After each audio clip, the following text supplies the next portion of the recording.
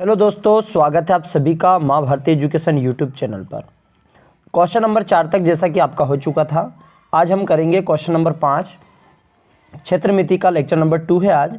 एक घनाकार ब्लॉक के एक फलक के अंदर की ओर से है ना एक काटकर एक अर्धगोलाकार गड्ढा इस प्रकार बनाया जाता है कि अर्धगोले का व्यास घन के एक किनारे के बराबर है। शेष बचे हुए ठोस का पृष्ठीय क्षेत्रफल।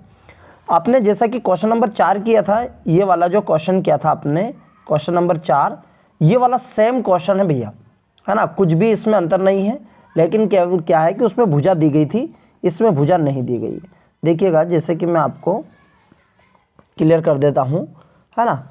अब भाई ये वाला जो घन है, ये वाला जो घन है, ओके, ये वाला जो घन बनाया आपने और ये वाला भाग, इसके अंदर से इस तरीके से काटना है आपको, करेक्ट है। अब यहाँ पर आपने देखा कि ये वाली भुजा पहले 7 दी थी, तो अपने पास कुछ नहीं है, तो हमने इस भुजा को L मान लिया है। यानी कि जो माना है आपने, जो घन की भुजा है, घन की भुजा, उसको क्या मान लिया हमने? L। क्या मान लिया है? L। अब भैया देखना है अंदर से कि अब घन की भुजा तो L हो चुकी है, इसका व्यास कितना हो चुका है अब आपको पता है। देखिए, अर्धगोला है, अर्धगोले का व्यास आपके पास L ही है, क्योंकि ये यहाँ से यहाँ तक काटा गया है ना। तो त्रिज्या कितनी हो गई? L/2। आई होप इतना समझ में आया होगा। अब जो क्षेत्रफल होगा, जो क्षेत्रफल होगा वो क्या होगा? कल जैसे बता दिया था मैंने, 6L² हो गया, प्लस साथ में एक और है आपका 6L² हो गया, साथ में ये जो अर्धगोले का क्षेत्रफल वो 2πr² हो गया, और साथ में ये वृत्त वाला माइनस पार्ट हो जाएगा πr²। ये यदि आपने कल का क्वेश्चन नंबर 4 किया होगा तो आपको समझ में आया होगा कि 6L² तो घन का संपूर्ण पृष्ठ हो गया, साथ में प्लस ये 2πr, साथ में 2πr, ये आपका यहाँ से यहाँ तक क्लियर हो गया। ये 2πr, ये इतना वाला पार्ट 2πr है, साथ में आपका ये वाला पार्ट इसमें माइनस हो गया है, ये वाला जो पार्ट दिखाई दे रहा है ना, क्योंकि संपूर्ण पृष्ठ में ये वाला माइनस आपका हो जाएगा। शेष बचे हुए ठोस का पृष्ठीय क्षेत्रफल आपका सेम होगा। अब भैया 6L² है, तो ये तो आपका सेम टू सेम, 2πr² में से एक πr गया तो πr² हो गया, ओके। अब देखिएगा 6L² plus pi into L, R की वैल्यू देखो क्या है आपके पास, L/2 का होल स्क्वायर हो गया भैया, है ना। अब यहाँ देखिएगा 6L² प्लस पाई की वैल्यू वैसी की वैसी, ये L², 2 की पावर कितनी हो चुकी? 4। अब यहाँ क्या करेंगे हम? एलसीएम ले लेंगे भैया। एलसीएम में क्या आ जाएगा? देखिएगा, एलसीएम में आपका 4 आ जाएगा। क्या हो जाएगा? 4। और ये आपका इधर गुना हो जाएगा, 6 चुके 24, ये आ जाएगा आपका 24L² प्लस, है ना, πL²। क्या हो जाएगा? ये πL², ओके। तो इस तरीके से हमारा यही हमारा राइट आंसर हो जाएगा। क्योंकि आप यहाँ तक भी इसको कंप्लीट कर सकते हैं जहाँ तक मैं आपको ये बता रहा हूँ, करेक्ट है। चलिएगा, थोड़ा सा पेन यूज़ कर लेता हूँ। ये वाला पोर्शन आपका केवल एलसीएम लेना है, बाकी यही इसका राइट आंसर हो जाएगा। बस इसका अंदर गुना हो जाएगा, 6 चुके 24L² प्लस πL² अपन 4 इसका राइट आंसर हो जाएगा। आई होप आपको क्वेश्चन नंबर 5 समझ में आया होगा। चलिएगा, नेक्स्ट क्वेश्चन हम बढ़ते हैं।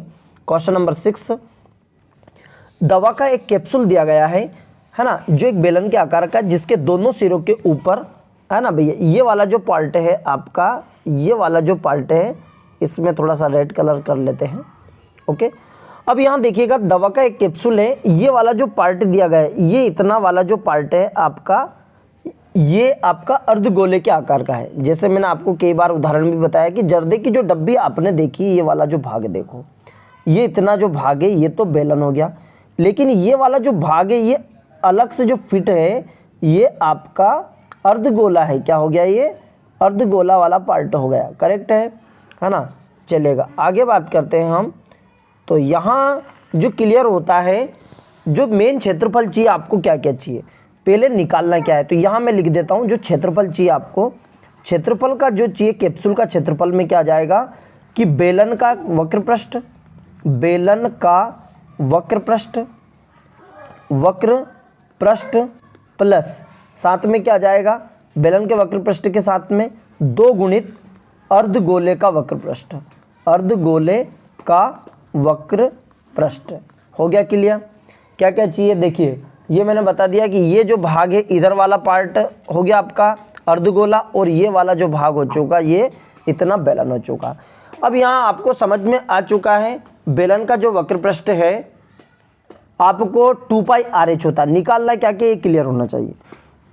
2 पाई आर एच बेलन का वक्र पृष्ठ 2 गुणित अर्धगोले का क्या हो गया 2 पाई आर स्क्वायर। अब साथ में लेकिन ये चीज़ें क्लियर हो गई आपके पास कि 2 पाई आर एच भी हो गया और 2 पाई आर स्क्वायर भी हो गया। अब आपको चाहिए क्या भैया, एच चाहिए। तो यहाँ देखिएगा इस बेलन में थोड़ा सा बता रहा हूँ, है ना, यहाँ ये चीज़ें क्लियर हो जाती है कि ये वाला जो पार्ट है, ये वाला जो पार्ट है ये टोटल 14 है। कितना है, अब इसमें से जो रेडियस है ये ढाई है और ये ढाई है, तो ढाई और ढाई ये वाला आपका जो ढाई और ढाई 5 हो गया। तो ये जो बेलनाकार भाग बचा ये 9 बचा भैया। कितना बचा है, ये 9 बच चुका है। अब ढाई इधर से हो गया, मतलब जो बेलन की जो ऊंचाई है वो क्या हो चुकी है आपके पास, बेलन की जो ऊंचाई है वो 9 हो चुकी है। अब केवल मान रखना है आपको। सबसे पहले तो आपने कॉमन क्या ले लिया, 2 पाई आर कॉमन ले लिया, क्या बच गया एच प्लस, देखिए 2 कॉमन आ गया तो 2 बच गया, यहाँ पे क्या बच गया 2 इंटू आर। ये चीज़ें हमारी बची हुई है। क्या बचा हमारे पास, देखो क्या बच गया 2 पाई आर कॉमन ले लिया तो यहाँ से बच गया एच, 2 बच गया और 2 पाई आर गया यहाँ से तो 2 इंटू आर बच गया। बस मान रख दीजिएगा, 2 गुणित पाई का मान 22/7 है, आर का मान कितना आ गया, आर का मान है 5/2 व्यास दिया था ना। देखिए यहाँ रख दीजिएगा कि जो व्यास दिया गया था वो 5 दिया गया था, तो रेडियस कितनी हो चुकी 5/2। क्लियर है। अब यहाँ मान रख दीजिएगा, बस कुछ नहीं करना। एच का मान कितना है, एच का मान क्या क्या 9 है, इंटू 2 गुणित 5/2, 2 से 2 कैंसिल, 9 और 5 कितना हो गया 14। तो थोड़ा सा मैं रब कर देता हूँ और इसको यहाँ पर लिख लेता हूँ। ओके, तो यहाँ जो वैल्यू आपके पास बची है वो बची है, देखिएगा क्या कर दिया था 2 गुणित 22/7 इंटू आर का मान मैंने बता चुका हूँ 5/2 इंटू, देखिएगा जो फार्मूला बचा था 2 पाई आर, है ना, लिख देता हूँ 2 पाई आर हो गया इंटू जो आपके पास बचा था, चलिए एक बार और लिख देता हूँ यहीं पर, वो चीज़ें क्लियर हो जाएगी, है ना भैया, पिछला डिस्प्ले में, है ना। देखिएगा जो वैल्यू थी आपके पास कि मैंने बताया था कि किस किस का था आपके पास कि 2 पाई आर एच, और यहाँ था आपके पास 2 into 2 pi r square. Okay, 2 pi r इसमें से कॉमन ले लिया तो क्या बच गया एच प्लस 2 आर, मान रख दिया 2 गुणित 22/7, आर का मान 5/2 है, एच का मान 9 है और 2 गुणित 5/2 ये मान रख दिया, 2 से 2 कैंसिल हो गया। तो यहाँ देखिएगा 2 गुणित 22/7 इंटू 5/2 हो गया, है ना भैया। ये 9 और 5 कितना हो गया 14 हो गया, ठीक है, क्योंकि ये कट गया 2 से 2, 7 दूनी 14 हो गया, 2 से 2 कैंसिल हो गया, क्या बचा 2 गुणित 22 इंटू 5, 5 दूनी 10, तो 22 गुना 10 इज इक्वल टू 200। देखिए ये आज ऐसा का वैसे, तो 220 वर्ग सेंटीमीटर इसका राइट आंसर। आई होप आपको क्वेश्चन समझ में आया होगा, है ना। एक बार पूरा ध्यानपूर्वक देख लीजिएगा, क्लियर हो जाएगा।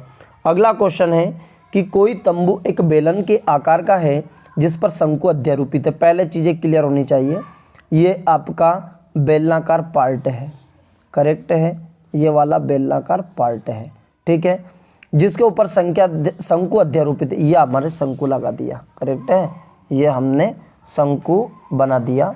ओके, ये वाला भाग आपका शंकु, करेक्ट है। आप इसका व्यवस्थित बना लीजिएगा, है ना। एक बार फिर से बनाते हैं, कोशिश कर लेते हैं। कोशिश करने वाले की कभी हार नहीं होती, ठीक है। ये हो गया हमारा शंकु, करेक्ट है। ये वाला पार्ट है आपका बेलनाकार। अब क्या क्या दिया, बेलनाकार भाग की ऊंचाई, ये बेलनाकार भाग है, इसकी ऊंचाई 2.1 दे दिया, कोई दिक्कत नहीं।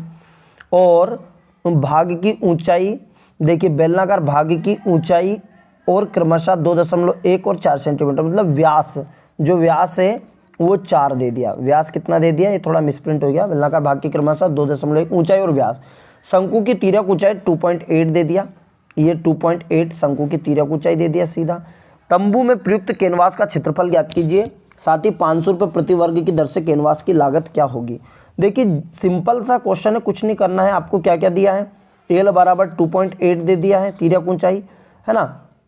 एच बराबर आपका 2.1 दे दिया बेलन की ऊंचाई, और आपके पास जो व्यास है डी बराबर 4 सेंटीमीटर, तो आर बराबर कितना हो गया 2, आधा कर देंगे। अब क्या क्या चाहिए आपको, मेन क्या चाहिए, क्षेत्रफल। तो सूत्र क्या क्या आ जाएगा, बेलन का क्या जाएगा भैया, बेलन का वक्र पृष्ठ, बेलन का वक्र पृष्ठ प्लस शंकु का वक्र पृष्ठ, शंकु का वक्र पृष्ठ। क्लियर हो गया। अब बेलन का जो वक्र पृष्ठ का सूत्र होता है वो 2 पाई आर एच होता है, शंकु का वक्र पृष्ठ पाई आर एल होता है। दोनों में से कुछ कॉमन आ रहा है क्या, बिल्कुल आ रहा है सर, पाई आर कॉमन आ रहा है। क्या आ रहा है, पाई आर। तो क्या बच गया यहाँ से 2h प्लस एल, है ना। अब मान रख दो, पाई का मान 22/7, आर का मान कितना है 2, 2 गुणित एच का मान कितना है, एच का मान 2.1 प्लस एल का मान कितना भैया 2.8, है ना। 22/7 इंटू 2 हो गया, 21 दूनी 42, 4.2 और ये 2.8। बस इसको हमें क्या करना है, इसको पूरा हल करना है। हल करने के बाद जो भी आंसर आएगा, है ना, देखिएगा क्या बोल रहा है, ध्यान दीजिए कि तंबू के आधार के कैनवास नहीं इससे ढका जाता, बिल्कुल आधार पर तंबू का नहीं किया जाता, है ना। यहाँ पर विशेष थोड़ा ध्यान रखिएगा, जो भी आपका आंसर आएगा, देखिए मान लीजिए हम इसको जोड़ देते हैं, ये क्लियर हो जाएगा। मैं थोड़ा सा इतना रफ कर देता हूँ भाग, है ना, ये इतना यहाँ कर लेते हैं अपन, क्लियर। ये वाला भाग यहाँ रफ करके इसको गुणा भाग कर देंगे ताकि क्लियर हो जाएगा। ओके चलेगा। पूरा रफ करने में क्या प्रॉब्लम रहता है कि भैया तुम्हें शुरू से पूरा बताना पड़ता है कि कहाँ से आया है। ओके चलिएगा। अब देखते हैं हम इसको, क्वेश्चन को पूरा कर लेते हैं। ये देखिएगा यहाँ कर लेता हूँ, 22/7 इंटू 2 हो गया। अब इनको जोड़ दो, 8 और 2 10 हो गया, है ना।